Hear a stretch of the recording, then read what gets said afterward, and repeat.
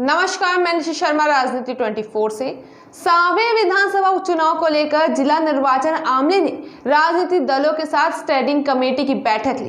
इस दौरान चुनाव से संबंधित सभी जानकारी दी गई। साथ ही करीब 95 बूथ को संदेशशील घोषित किया गया।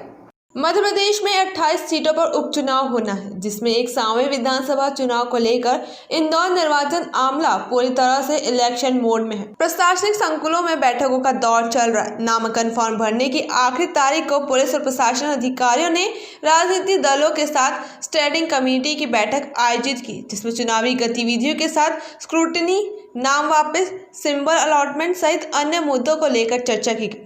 वहीं डीआईजी हरिनारायण मिश्रा ने बताया कि लगभग 95 के आसपास क्रिटिकल बूथ है, जिसकी लिस्ट अभी राजनीतिक दलों को प्रदान की जाएगी। अगर कोई और बूथ भी संदेशशील घोषित करने की जरूरत होती है तो उस पर भी विचार करके फैसला लिया जाएगा।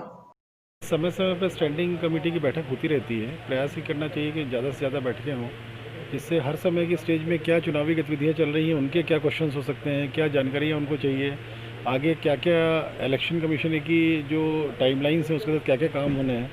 आज चूँकि नॉमिनेशन का लास्ट डे है आज, तो अब हम लोग किस प्रकार से लिस्ट ऑफ नॉमिनेटेड कैंडिडेट्स बनाएंगे, कल कैसे स्क्रूटनी होगी, स्क्रूटनी के बाद नाम वापस लेने की तारीख जो 19 तारीख है, उस दिन कैसे सिंबल अलॉटमेंट वगैरह होंगे, वो सब हम लोगों ने पूरी गतिविधियाँ बनाई हैं। 20 तारीख की शाम को इनको वोटर लिस्ट दी जाएगी। 22 से लेकर के 22 के बाद 23 से लेकर 28 तक हम लोग जो भी कोविड और 80+ और पीडब्ल्यूडी वोटर्स का जो हम लोग को नाम हम लोगों ने यस कराए हैं, जो यस होके आए हैं उन सहमति से 12D फॉर्म, उनको हम लोग किस प्रकार से भेजेंगे, उसके बारे में किस प्रकार की सूचना पॉलिटिकल पार्टीज़ को जाएगी जो वर्किंग अभी चल रही है, उस सब के बारे में क्लियर इनको डिटेल हम लोगों ने वो दिया है। और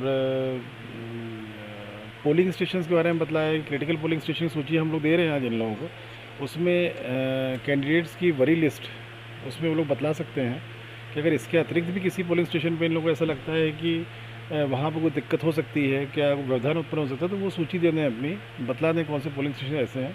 उसमें प्रशासन और पुलिस अतिरिक्त व्यवस्थाएँ लगाएंगे, वहाँ की पूरी शांति से इलेक्शन से वो इंश्योर करेंगे हम लोग। और जो भी इन्हीं क्वेश्चंस थे उसके क्वेश्चंस की पूरे इनको क्लैरिफिकेशन दिए गए हैं आज।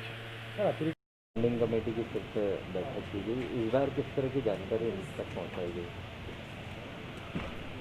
आज कलेक्ट्रेट में चुनाव संबंधी तैयारियों को लेकर के सभी राजनीतिक दलों के साथ एक स्टैंडिंग कमेटी की बैठक हुई और इस बैठक में मुख्य तौर पर चुनाव संबंधी जो प्रगति है, जो तैयारियां हैं, उसमें सभी राजनीतिक दलों के प्रतिनिधियों से उसमें जानकारी दी गई। उनके पक्ष के उनके जो जानकारियाँ थी, उनके जो मुद्दे थे, उनको सुना गया। हम जानते हैं कि आज नामांकन दाखिल करने का आज अंतिम तारीख है। आज 3 बजे तक नामांकन अंतिम रूप से होगा। उसके मद्देनजर जानकारियां हैं और साथ ही साथ बताया गया है कि लगभग 95 के आसपास यहाँ पे क्रिटिकल बूथ्स हैं और क्रिटिकल बूथ की लिस्ट आज सबको प्रदान की जाएगी।